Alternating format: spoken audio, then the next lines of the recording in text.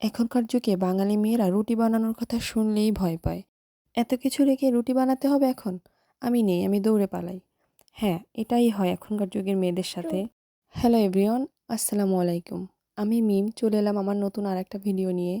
আমার ভিডিওটা যে যেখান থেকেই দেখছেন আশা করি সবাই একটা লাইক দিবেন এবং আমার পেজটিকে একটা ফলো দিবেন। আমি আজকে আপনাদের ফ্রোজেন রুটি করে রাখা দেখাবো। তো কিভাবে ফ্রোজেন রুটি করে A to Z আপনারা এই ভিডিওতে পেয়ে যাবেন। তো চলুন ভিডিওটা শুরু করা যাক। প্রথমে আমি একটা পাতিলে পরিমাণ মতো পানি নিয়ে নিলাম। তারপর দিয়ে দেব স্বাদ মতো লবণ এবং দিয়ে দেব একটু রান্নার সাদা তেল। তেলটা দিলে আসলে আটার খামিটা খুবই নরম এবং সফট হয় এবং আপনার আটা যখন মথে নিবেন তখন হাতে লেগে থাকে না। তেলটা দিয়ে ঢেকে দিব যতক্ষণ না পানিতে বলক চলে আসে। যতক্ষণ পর্যন্ত না পানিতে বলক আসবে ততক্ষণ পর্যন্ত আপনারা আটা কখনোই দিবেন না, কারণ তাহলে আটা সিদ্ধটা ভালো হয় না। এরপর আটা দিয়ে আমি নেড়ে চেড়ে কিছুক্ষণ ঢেকে রাখবো। ঢেকে রাখলে হয় কি, আটাটা সফট এবং নরম হয়। আমি যেহেতু 15 থেকে 20টার মতো রুটি বানাবো, সেই জন্য আমি বেশি পরিমাণে আটা সিদ্ধ করে নিচ্ছি। আপনারা ফার্স্ট টাইম অল্প করে সিদ্ধ করে তারপর ট্রাই করবেন ফ্রোজেন করে রাখার। আগেরকার যুগে মানুষ ভাত খেতে পছন্দ করত। এখনকার যুগে রুটিটাই কেন যেন মানুষ খুব বেশি পছন্দ করে, যার কারণে আমাদের প্রতিনিয়ত রুটি বানাতে হয়। আর এই রুটি বেলাটা অনেক ঝামেলার মনে হয় অনেক আপুদের। এই কারণে আমার আজকের ভিডিওটা, আপনারা আমার মতো করে রুটি বানিয়ে ফ্রোজেন করে রাখবেন। তারপর দেখবেন যে আপনাদের কাজটা কত সহজ হয়ে যায়। কারণ রুটি বানাতে গেলে আমাদের অনেকটা টাইম ওয়েস্ট হয়ে যায়। এই জন্য আপনাদের জন্য কষ্ট করে এই ভিডিওটা বানালাম। তাই আমার ভিডিওটা যদি ভালো লাগে আপনারা অবশ্যই একটা লাইক দিবেন এবং একটা কমেন্ট করবেন সুন্দর করে। আপনারা সবসময় একটা টিপস ফলো করবেন। আটা সিদ্ধ করার পর অবশ্যই আপনারা ঢাকনা দিয়ে 2 থেকে 3 মিনিট ঢেকে রাখবেন। এক্ষেত্রে হয় কি, আটাটা একটু সফট হয়, যেক্ষেত্রে আপনাদের মথে নিতে খুব সুবিধা হয়। তো এখন আমার আটাটা মথে নিব আমি। একটা বড় প্লেটে আমি নিয়ে নিয়েছি। আর রুটি বানানোর ক্ষেত্রে আরেকটা গুরুত্বপূর্ণ জিনিস সেটা মথে নেওয়া। আপনার মথে নেওয়ার উপর নির্ভর করবে আপনার রুটিটা কতটা সফট হবে এবং কতটা মসৃণ হবে। আমরা রুটি বানাই কিন্তু চারিপাশ দিয়ে দেখবেন ফেটে গেছে। এটা হওয়ার একমাত্রই কারণ আপনার আটাটা মথে নেওয়া ভালো হয় না। আর সবসময় হালকা গরম থাকা অবস্থায় আটাটা মথে নেওয়ার চেষ্টা করবেন। আমার আটা মথে নেওয়া শেষ। এখন আমি কয়েক ভাগে ভাগ করে নিলাম। যেহেতু আমি 15 থেকে 20টা রুটি বানাবো, এখানে হয়তো আমার 15টা রুটি হবে, কারণ আমি যে বক্সটা রুটি ফ্রোজেন করব ওই বক্সটা 15 থেকে 20টা রুটি রাখা যাবে।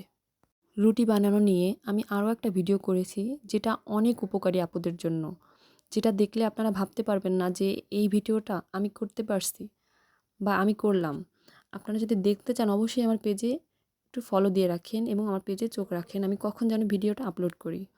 এই যে আমি প্রথমে এক টুকরো আটা নিয়ে আমি এটাকে ভালো করে একটু মথে নিয়ে তারপর প্রথমে একটা রুটি বানিয়ে নিব। আমি একে একে সব রুটিগুলোই বানিয়ে নেব। প্রথমে আপনাদের একটা রুটি বানিয়ে দেখাচ্ছি। এই যে দেখেন, মথে নিলে হয় কি, আটাটা যখন একটু গোল বৃত্তকার শেপ দিবেন তখনই বুঝবেন যে আপনার রুটিটা কেমন হবে। এই ভিডিও দেখার পরও যারা রুটি বানাতে পারবে না এবং রুটি ফ্রোজেন করতে পারবে না, আসলে তাদের জন্য কিছু বলার নেই, কারণ এত হাতে কলমে করে কেউই দেখাবে না। যে আপুরা আমার ভিডিওটি দেখবে তারা অবশ্যই রুটি বানাতে পারবে এই ভিডিওটা যদি দেখে। আর যারা পারে তারা তো আমার থেকে অনেক ভালো পারে, তাদের কথা নাই বললাম, কারণ তাদের কাছ থেকেও মনে করেন আমিও তাদের কাছ থেকে শিখেছি। এই যে আমার একটা রুটি বানানো অলরেডি শেষ। আমি একে একে সবগুলো রুটি এভাবে বানিয়ে নিব।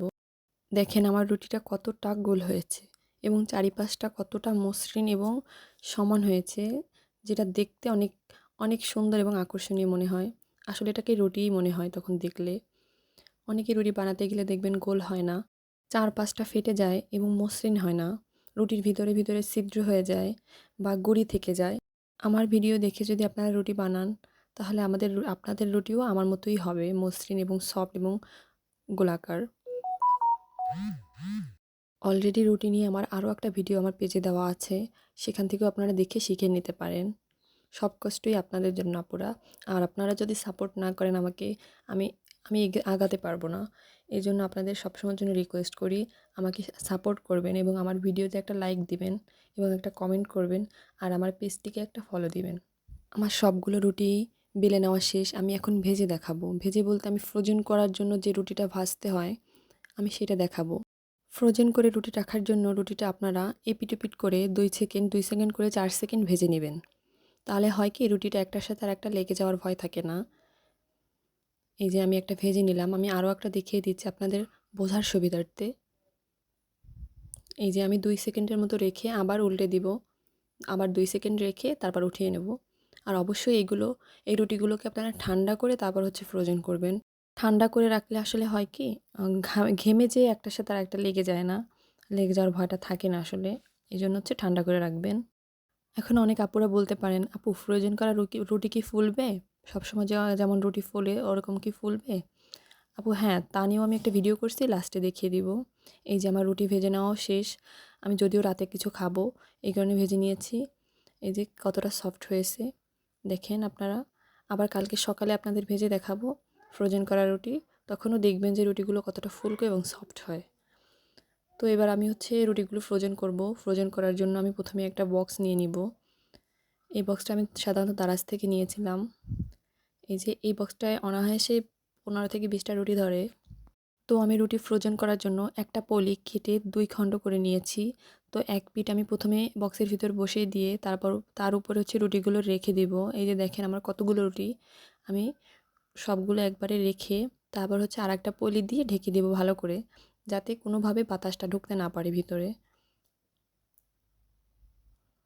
এই যে আমি ঢেকে দিলাম। একটু ভালো করেই ঢেকে দেবেন যাতে বাতাসটা কোনোভাবেই ভিতরে না যায়। বাতাস ভিতরে গেলে রুটি ভিজে যাবে এবং একটার সাথে একটা লেগে যাবে। এইভাবে আপনারা 15 থেকে 20 দিন রুটি নরমাল ফ্রিজে রেখে সংগ্রহ করতে পারবেন এবং এমনকি 1 মাস 2 মাসের জন্যও যদি আপনারা ফ্রোজেন করতে চান সেক্ষেত্রে ডিপ ফ্রিজটা ইউজ করবেন। এই যে পরদিন সকালে আমি রুটি ভেজে নিচ্ছি। এই ফ্রোজেন করা রুটি আমি ভেজে নিচ্ছি। দেখেন কি পরিমাণের ফুলকো রুটি, আপনারা সরাসরি দেখেন। এই দেখেন ফুলে একদম টুপির মতো হয়ে গেছে। আর রুটিটা যদি ফ্রোজেন করা থাকে তাহলে আমাদের আসলেই অনেক উপকার হয়।